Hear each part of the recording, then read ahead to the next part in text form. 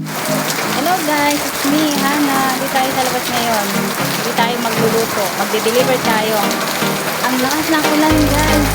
Tuloy pa rin ang ating pag-deliver. Kasi baka gabihin tayo mas mahirap. Turot kay nanay yun o.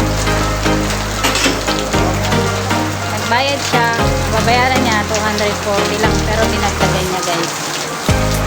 Meron akong tip na 15 pesos. Thank you, Jenny Gadugdog. Pang-deliver guys, maulan na talaga. Hindi na kinakaya. Ngayon, punta muna tayo. Sana ba tayo?